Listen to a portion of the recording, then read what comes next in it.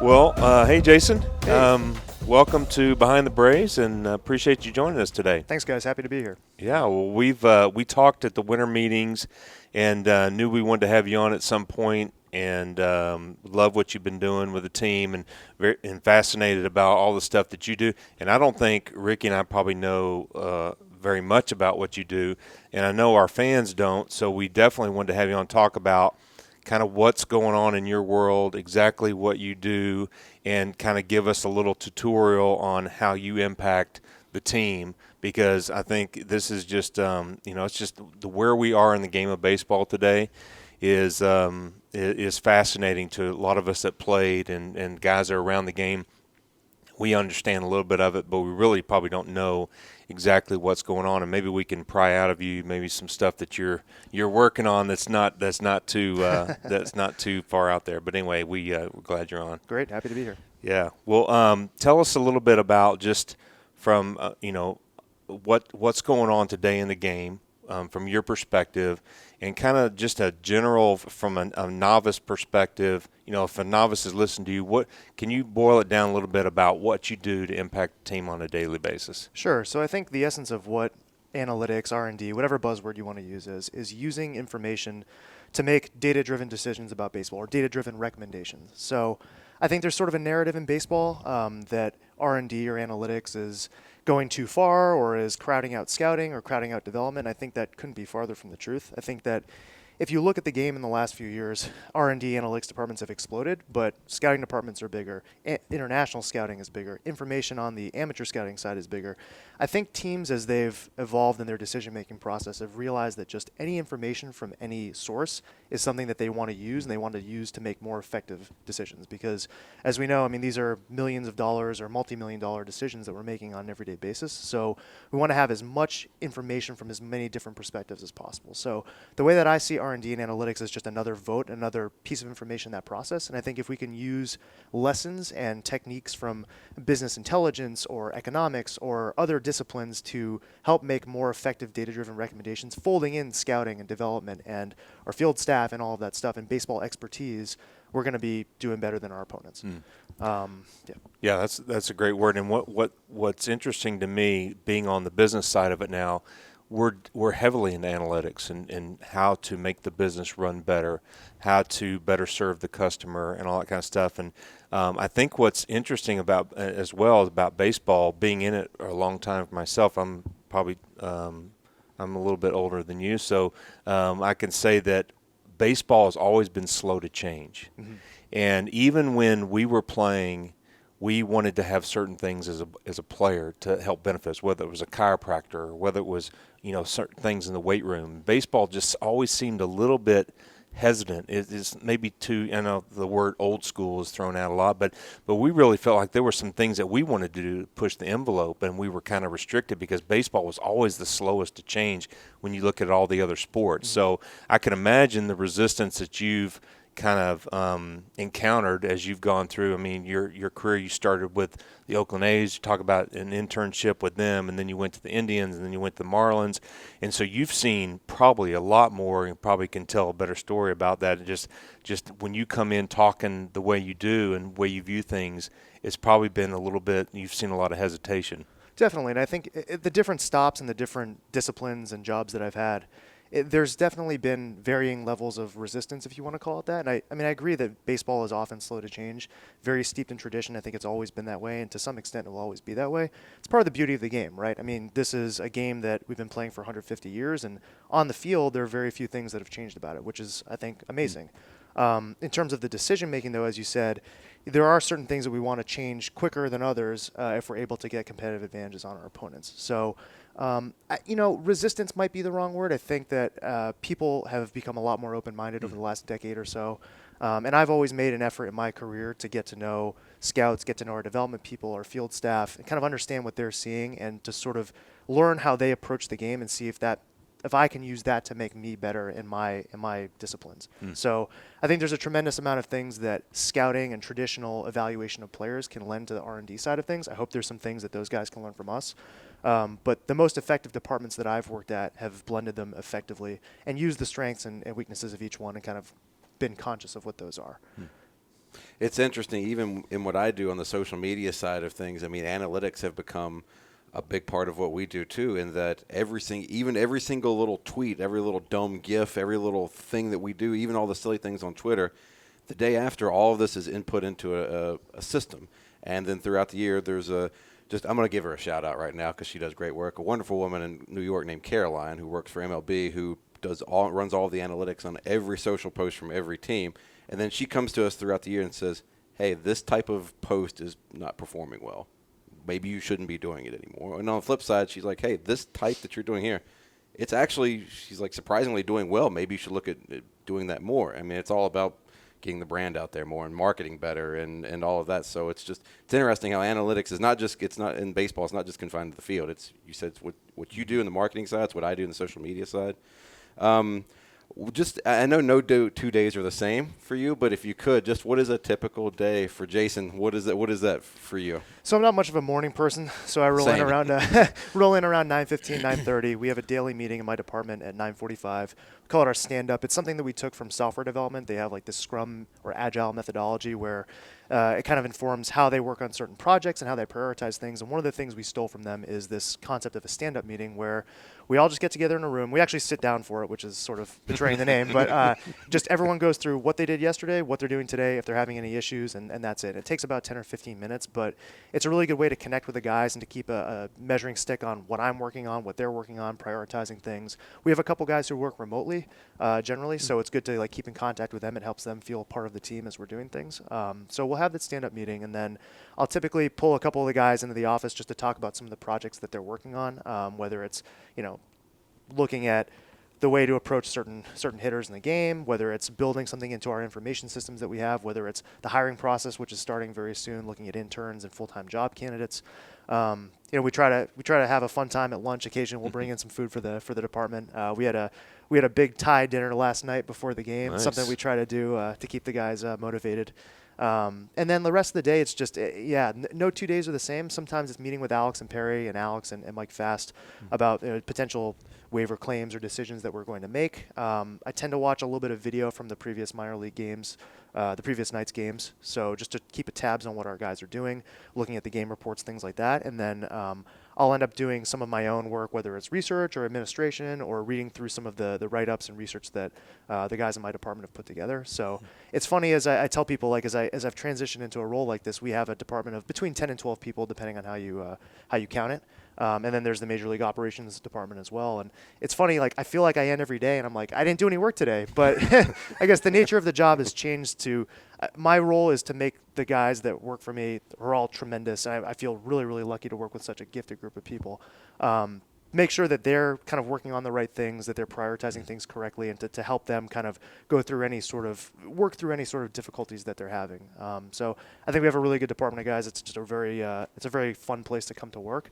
But it's funny how my role has changed from like kind of the person in the database doing the work and cranking out the research to the person that's kind of overseeing that and facilitating those things that are being done now by people who are way better than me at doing that. Well, what's interesting is that you are now, I mean, even though your job is data analytics and all that you're going to do, but now you're managing people. Right. I mean, you're trying to create an environment that is good. I was taking some of the interns who helped us for Alumni Weekend. I took them out for lunch today, and I said, "Hey, you ever see those guys up in baseball ops? You guys hang with them a little bit?" And they're like, "Yeah. It took us a few months, but now we know the hangout. We're getting together and doing some things like that." So I was curious because you guys are kind of separated a little bit from the rest of us that were on the business side. But yeah, it was funny. I was asking, but yeah, so your role has changed because now you've got people that you've got to encourage, and you've got to make sure they're being healthy and doing their job well. And I guess projects are a big thing, right? I'm sure Alex and those guys come to you and say, "Hey, we need to know this," and so you've got to now set the tone and create a project for everybody and come up with the information, right? Absolutely. And we have different guys in the department whose specialties are a little bit different. So if we have a project for amateur scouting, we might give it to one of the guys. If we have a project for Major League Operations, we might give it to another of the guys. Although I think we've struck a good balance between specialization and generalization. So everybody feels like they're kind of a part of every project, while we have certain people that do certain things. So I think it's going really well. Well, good. Well, I know that coming into the trade deadline, I think it was no secret that the biggest need for the team was the bullpen, and you guys went out and addressed it. To me, they're the clear winners of the deadline. If you're going to declare winners and losers of the deadline, I think you guys were at the top of the list, and that showed. I mean, the results speak for themselves with what Mark, Shane, and Chris have done. I guess my question here is, how much sleep did you get the week leading up to the trade deadline? I just heard rumors that you guys were barricaded in a room with just regular pizza deliveries, and that was it for days on end. We got a few lunches, yeah. Yeah. It's, you know what, the last couple days, it's not too crazy until it gets crazy, if that makes any sense. So I think the last Monday, Tuesday, Wednesday was on a Wednesday this year. The last 3 days are pretty crazy just with things kind of flying back and forth. But even it doesn't really get that crazy until the last 48, 36 hours or so. I think the prices are just too high, and the teams are going to sell or kind of wait for the best deal that they can get. So a lot of the work is concentrated in the last, I'd say, 36 hours.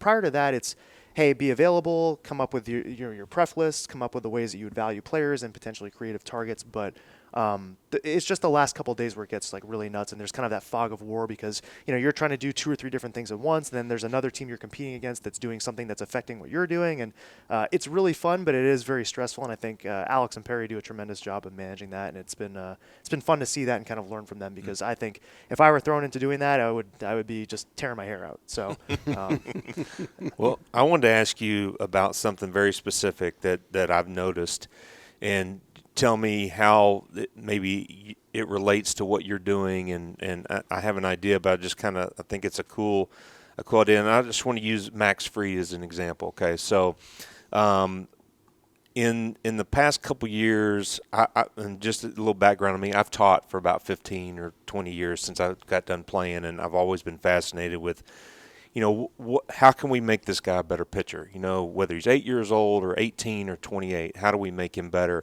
And I've seen the evolution in pitching where they've gone to this holy grail that they think spin rate. How do we increase the spin rate? And if we can increase the spin rate and throw the ball higher in the zone, that's like the ultimate, to be able to get people out. So I don't think they've really come up with that. As an instructor, I've never seen any way to do that. I know how to decrease the spin rate, right? You can go to knuckleball, you can go to changeup, you can go to sinkers, and you can decrease it. But how you actually teach a guy to increase it, I think they're still looking for that. If I'm not mistaken, we have noticed that the ball, if you have a higher spin rate, the guys who naturally do that for whatever reason, that the ball stays up, and hitters it's a deceptive type of thing, and they pitch better. And I noticed it seemed like earlier on Max Fried was pitching that way, but I've noticed, and maybe it's not just me, but maybe you can address it, but the fact that when I see Dallas Keuchel and how he's pitching and how Soroka's pitching, it seems like Max has kind of evolved a little bit to where he's pitching more like that. Then he doesn't necessarily have the sinker, but he seems like his effort has gone down a little bit, and he's pitching more as an influence of maybe what Dallas has been here. Whereas early on, I think he was really trying to hit that ball up in the zone, working on the spin rate. Has there been some evolution in how you've analyzed his game to where that's been better for him, or is that too specific? No, that's fine. I would say Max is a tremendous athlete. I mean, this is a guy that didn't have a slider, came into spring training and said, hey, I was messing around with a slider. Now, the slider is arguably his best pitch, right?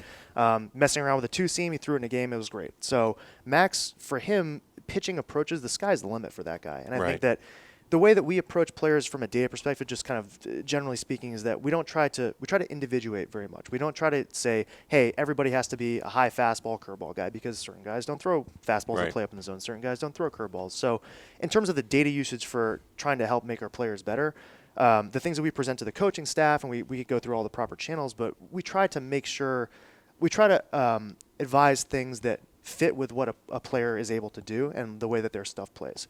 And not everybody's going to be one type of pitcher. So Max, I think you've seen that transition as partly due to the guys that he's pitching with and the mentorship that we've had from some of the veterans, and I think that's a great thing. I mean, Max Fried can succeed as a four-seam curveball guy. He could succeed as a slider two-seam guy. I mean, he's so talented that it's part of the natural evolution of pitchers, and kind of as you go through a season, I would think that there's certain things that you do that work early on, and they probably stop working because teams adjust to you, and you have to adjust back, as you know. I mean, it's just such a cat and mouse game throughout the entire season. So I think that's part of what you're seeing with him, and our role is to support him with whatever data we can, and support Cranny and Marty and all those guys with whatever they need from us to try to optimize that approach within what the pitcher's comfortable with. Did they ever come to you and said, really, I don't understand why my changeup down here is getting hit the way it is. Can you show me the calculation, go back, and can you compile that information to let them know about the pitch in this zone is more effective than the pitch in where you're trying to throw it here? Because, it was taboo to throw changeups inside back in the day. And I did it a lot because I saw that guys were just hooking them foul, and it would get me a cheap strike. But it seems like that there's more guys that are trying to throw front door sliders, changeups on the inside, and so do they ever the pitchers come to you, or does Cranny say, hey, can you get us some information on this pitch right here on this team or that team or what I've done over the last month or so? Yeah, absolutely. And I think Cranny and Marty do a really great job of blending their expertise and what they're seeing with their eyes with what they know that we can kind of provide for them in terms of the data stuff. So yeah, the example that you gave, that's certainly something that we would be able to do for them. And they've asked for many things like that. And sometimes it's them asking us for something. Sometimes it's us kind of proactively saying, hey, we've noticed this, if you want to present it to the pitcher, or what do you think of this? So we try to make it a very collaborative process. And I think, that comes from the top. That's Alex Anthopoulos, who, you hire people to do their jobs, you hire coaches to coach players. We can make recommendations and we can, send down data, but at the end of the day, it's up to the coaches and to the players to do it, or to choose what they're going to do and which pieces to use. It's their careers. So all we can do is kind of provide the best data-driven recommendations that we can, and then those guys, they'll pick and choose what they use. And I think that it's a really good process, and it's a good filter, because sometimes some of the stuff that we'll send down, I think probably, sometimes there's a feel aspect of what pitchers are comfortable with or what catchers are going to call. And I mean, there are certain in-game things that the coaches they're much closer to it, so they have a better sense of that. So it helps to make us better understanding what they're seeing and how they're kind of filtering and using this information as well.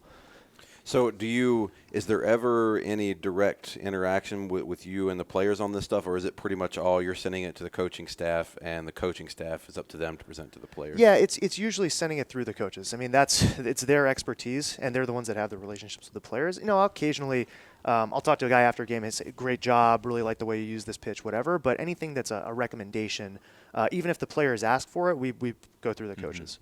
Okay. Yeah, sometimes you have to filter the information at times through maybe a coach or an instructor, because they may know how to deliver it a little bit better. Absolutely. And there was a term that we've always used, that sometimes you can have so much information that it gets in your head and you don't know how it really fits. And I think about golf all the time. You can't have four swing thoughts, right? You're best if you have one swing thought. If you have more than that, then you're probably not going to play very good, because you focus less on the competition and less on the game, and you end up being more kind of mechanical.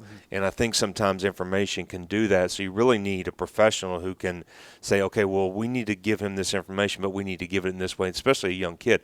Now, I know that's changed a lot because there's so much emphasis on the information on how it can help you strategically. But I just wondered, as a 28-year-old, if I would have had you and Leo, and how we would have sat down and talked about it. It's fascinating to think about how that would have really changed my game, and how I would have moved and shifted, and how I would have become better, or would I've just done the same thing? Do you have guys that just say, hey, I like the information, but this is a little too much, or is it just kind of one of those things where we just keep giving it, and if you want to take it, that's fine. If not, then you do what you want with it? Yeah, it's certainly a sliding scale with players. There's certain guys that, I think all of our players are very gifted and they're very good. There's certain guys that are, more feel based, and hey, I don't want to kind of crowd my mind with all this stuff. I'm just going to throw what the catcher puts down. We have other guys that are very, very into it, and it's kind of a sliding scale with all of them. And I think that's true for our major league players. It's true for our minor league players as well. One thing I will say that's changed a lot, I think one of the things in R&D, baseball analysis, whatever you want to call it, the interaction with the players, not necessarily people like me, but just the use of the information to help try to optimize players, I think is something that you've seen grow quite a bit just in the last few years. And I think part of that is an outgrowth of the fact that these guys are playing as amateurs and they're playing on fields that have TrackMan and Rapsodo and Flight Scope and all this stuff. And they have perfect game profiles where it has their diamond kinetics, swing speed, and things like that. So these guys are conscious of this early on as a tool to separate themselves from the rest of the pack. And then when they get into pro ball, they're conscious of it as a tool to make them better players, to give them a better chance to get to the major leagues. So there is, I would say now more than ever, an appetite from the players for this kind of information, generally speaking. But there's still guys that do it based on feel, and that's great. I mean, it's their careers, and it's if they're going to be more successful, just sort of going with the approach that they're used to, that's great, and we're totally fine with that. I was the day that Brian McCann signed to come back here last off season. We interviewed him for Behind the Braves, literally 20 minutes before his press conference, and I came away from that with two things that stuck out. One, he was just so excited to be home and be back. But two, how excited and enthusiastic he was talking about the analytics of the game and the stuff that he had learned. It sounded like primarily during his time in Houston. And he's a guy that I think was drafted in 02, debuted in 05, kind of comes from a little bit more of the old school, or at least that's what he was brought up in.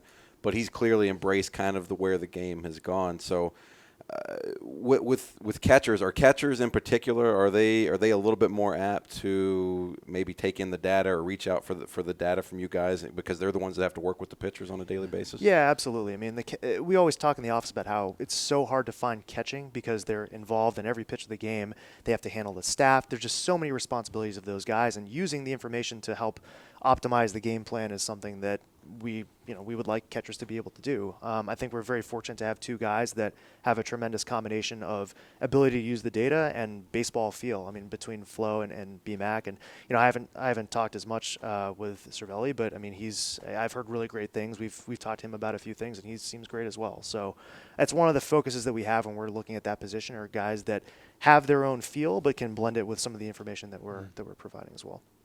Well, we're certainly in a different age when you look at how kids are, like you made mention that they're being brought up through Perfect Game and all these different groups on what they're expecting, what they're seeing, what they do. It's hard for us to kind of relate to some way, because we were, as the players, it was all feel. It was backyard. It was just instincts. And being an instructor, I've seen some of that wane a little bit. It has concerned me. A couple things concern me. Number one is specialization too early. Kids just playing one sport, and so one of the things I was going to say to you is, and I would love to know this, and I think it would take a lot of research, is the game has not changed any from a health standpoint. I've personally seen, as far as we're still seeing. I think it's an epidemic in Tommy Johns and all the stuff that's going on, and I think there's multiple factors. Number one is the kids specializing. They're playing early. They're playing one sport early. They're playing all these showcases, and then the other thing is their effort. Their effort is as high as every pitch is maximum effort, and so I think that's a lethal combination of why the body's getting beat up the way it is. I'd love to go back and take every person that has had Tommy John and find out how they, what kind of career they had, when they started, how much they threw, and data like that, because I think just my gut tells me that it would be a lot of things that we know. It's not about limiting pitches in the big leagues. Mm-hmm. It's more about limiting them at 8, 9, 10, 12 years old. And I remember Dr. Andrews talking about that a high school pitcher, his ligament redlines at 80 miles an hour in high school. And we got kids throwing, way over that. Mm-hmm. It's amazing that they're even making it out of high school, right? But that was something I was thinking about with you. Have you guys done any of your own research at all about just how to make our players today healthier? Because pitchers, obviously, a big concern. They're only throwing 5 innings, and have you guys been involved in any of that kind of research? Yeah, I would say that predicting and quantifying injuries is something that teams have started to get on the last few years, whether that's using biomechanical data or mechanical evaluation or certain types of video or things like that. Yeah, we've invested a bit in that. We're trying. I think we're very much at the beginning. I don't think we have any sort of secret sauce on that, and I think there are very few teams that do. But I would say that is kind of like potentially the next generation of like what we do. Keeping guys healthy, keeping them on the field is just such an important part of them not only developing but becoming valuable major league players that Yeah, I would agree with you that I think there are certain aspects of the game today that probably incentivize behaviors that lead to more injury than it used to be. Mm-hmm.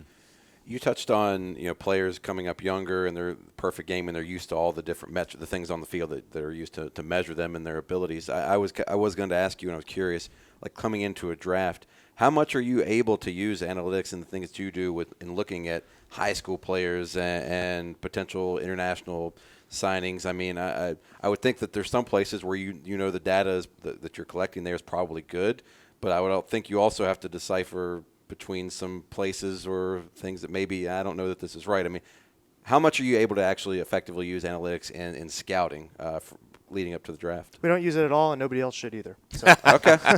No, Here you go. no, I'll say that for myself and a couple other guys in the department, we really like the draft a lot.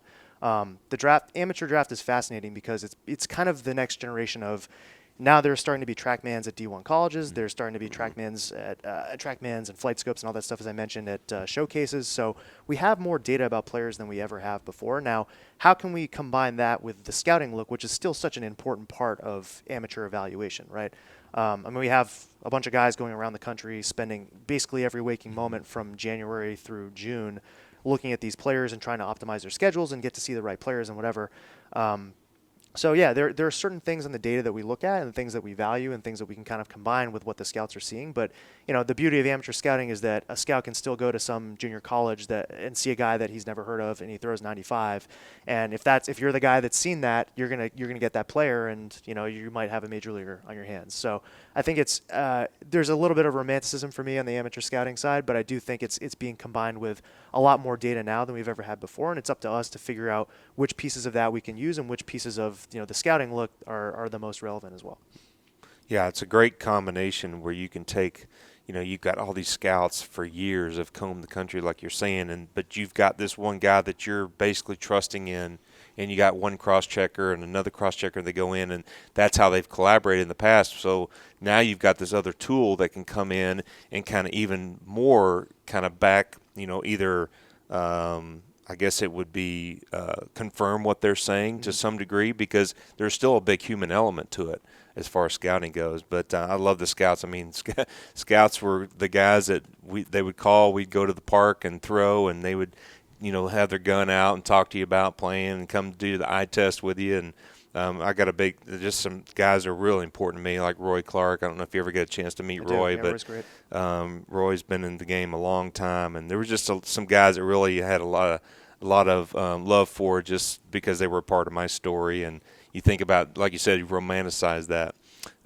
So I want to ask you one other thing too. So is there anything cutting edge that you can kind of give us a little hint on that maybe you're working on right now, or a trend that you've seen in the game that might be something that we haven't thought of? Well, I think you guys are seeing on broadcast more than ever the StatCast data, so that's something that teams are looking at a lot more. You see the prevalence of infield shifts, outfield shifts, all sorts of interesting defensive alignments. That's something that we're always researching and trying to optimize. So, and I don't think that's any secret. Every team's trying to do that, and you'll see the 4-man outfield and the 5-man infield and all sorts of crazy stuff go on every night in baseball. So, just trying to figure out data-driven recommendations based on things that we've never been able to collect data on before is a really big part of what we do. So any sort of new data source or something like that we can actually use to make a little bit of a tweak to our existing processes, that's what we're looking for. So I think most recently the StatCast stuff has been really big. Okay. Well, I'm always fascinated by anybody that works in the office, or I'm working games in the press box. I love hearing the stories about how people got into baseball and how they first made it in. So you went to Yale. So I'm just curious, how do you go? What did you study at Yale, and then what was it that made you decide, okay, baseball, that's what I'm going for. That's what I want to do with my life. Yeah, I was telling Dave O'Brien about this the other day. So you're in the. By the way, plug. You're 35 under 35 in the Athletic. Jason's featured in there. That's right. I read that. It was a great article. Great article. Yeah. So I grew up in just south of Providence, Rhode Island. The Red Sox are a religion there. Watched baseball growing up. Liked baseball. Terrible baseball player.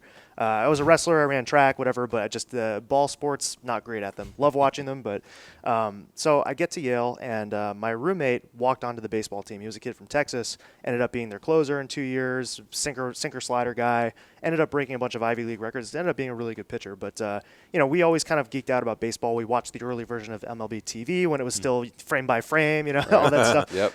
And he had a copy of Moneyball in our room sophomore year. And I read the book, and I was just, man, this is incredible. Like, I like math and science, but I love baseball. I went in as a chemistry major, biochemistry, and I had my first chemistry lab where I'm spending 5 hours in a lab with just a few other people, and it smells weird, and people are outside like enjoying themselves and whatever. I'm just like, nah, this is not for me. So I wanted to do something a little bit more focused on people and how they make decisions. So I switched my major to cognitive science. So I was able to take a lot of classes in economics, behavioral economics, understanding kind of the underpinnings of the human mind and like how we use information to make decisions. So I think there's sort of a tangential relation to baseball. I can see certain things that I've learned in college kind of apply in the way that we approach decision making, but it was more just, hey, I want to do something that's more interesting to me. So throughout that time, studying that stuff, taking a couple comp sci classes, stat classes, things like that, decided I wanted to get into baseball. Was looking for internships, failed miserably for the first couple summers. Went back home and worked at a different job, and then one summer I was able to get an internship with the Cape Cod League. So again, not a lot going on baseball wise with that internship, but I just got to be around the best college players for a summer. Talk to scouts, talk to people who were making decisions, seeing these players, what they were seeing. Ended up working at Baseball Prospectus in sort of a remote role for a couple of years, doing data queries and sort of learning some of the database chops that I use on a daily basis here. Ended up working for Keith Woolner, who later went to the Indians. He ended up hiring me at the Indians. So my path in was one of a lot of failures and intermittent successes. And I think, like anybody else in positions like this in baseball, I think they'll tell you that there was it's better to be lucky than good. So right place at the right time, all that stuff. But I feel really lucky to be where I am now. Well, you've had some good mentors. I mean, you were I was on that's 2 or 3 years before Moneyball, that team in 2001.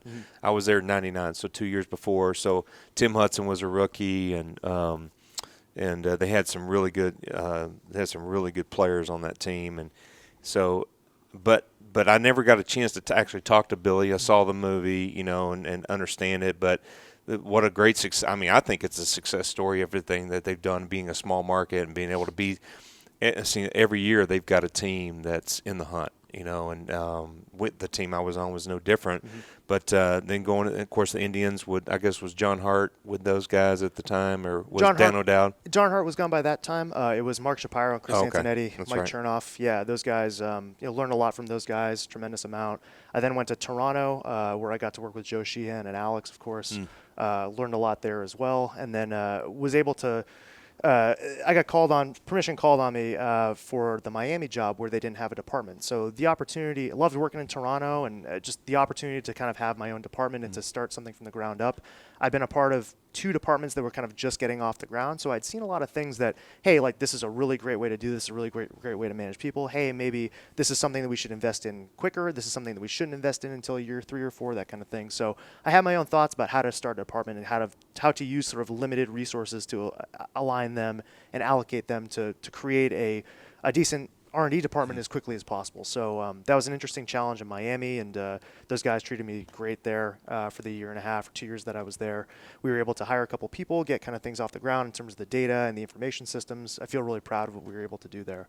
And then Alex called with this job, and it was, just the opportunity to work for him again and work with Paré again, and just the leadership guys that we have together, and the talent on the team and the people in the office and the fan base here and the park, and just everything was just wow, like blown away. Perfect storm, right? Yeah, absolutely. All things came together. Yeah. Well, we feel just the same on the business side. I mean, we've got great people, and we were so excited when first Alex got hired and we knew his track record, and then when he started assembling his team and getting a chance to meet you guys, and then obviously you don't always know if it's going to translate onto the field, and if it does, it may not be that quickly, and we've been very fortunate that it just translated right away, and then we got the right formula, and we've just taken off from there. So I mean, we all are behind you guys. We love what you do, and we've been so excited about just to see this team play well. Just I'm sure you're proud of the product that goes out there, and you feel like you're part. I know on the business side, we all feel that way, and we're cheering just as much as everybody else. That's it. That's it. Just one quick last thing for me. How often now do you every like have every now and then have like a flashback to what you're doing, like doing what you're doing now? Do you ever flash back to that internship at the Cape Cod League and some of the things you were doing there and just kind of smile? Were you passing the hat? Yeah, kind of. Because for me, I know that every now and then I'll think back to something I was doing, say, 10 years ago before I broke in. And I'm like, it's been a fun trip to get here. I scrubbed a couple toilets in my day. So Yeah. No, it's like I said, I feel really lucky to be here and to work with you guys and with all the people we have in baseball operations, and this is just such a great situation, and it makes it fun to come to work every day. Well, you have your minor league story, right? I mean, that's basically your journey is the minor leagues. The minor leagues I had, and what did you have? I wasn't in the minor leagues, but I was in. Let's see. There was a dry cleaners there. There was an environmental cleanup company, which was basically cleaning up nasty stuff on the side of the road. Right. So it was a long, strange trip, but it was a good one. So yeah. Well, that's that's part of the journey. We all have those. That's what make us who we are, and but it's been good getting to know you and talking to you a little bit about it. Hopefully, the fans have learned a little bit more about what's going on, and I know that we're all cognizant of what we see on TV. We see the shifts, and I guess I just have one question: is do you think do you guys ever talked about when everybody moves that way? It's real easy to get a hit if you hit it over there. Right? We saw it last night, right? That's right. Twice, right? Yeah, twice. I mean, Freddie with that ball to left. I mean, he's such a gifted hitter that he can hit it wherever he wants. But if you're going to give him that half of the infield, he's going to hit it. He'll hit a chopper over there and take the double. Ozzie with the infield in and everything. It was just, hey, I mean, we love to get players who can hit the ball where they want to hit it. I think it's a balance, right? It's a cat and mouse game, like I said. So, we'll play the percentages and we'll take our lumps when it doesn't work, but we'll do our best to get guys who can kind of keep the other team on their toes. And then we got to stay healthy, right? No question. That's the biggest thing. I think we're coming out of a little bit of a funk of injuries, and hopefully it'll lead us right into the playoffs. I mean, right? it's one thing in my career that I didn't fully appreciate until the last few years, kind of being in it. In August and September, it's just was it Ty Cobb that said baseball's something like a war, right? And you never feel that so acutely until you're in a playoff hunt in August and September, and guys are injured, guys are playing hurt, everyone's tired.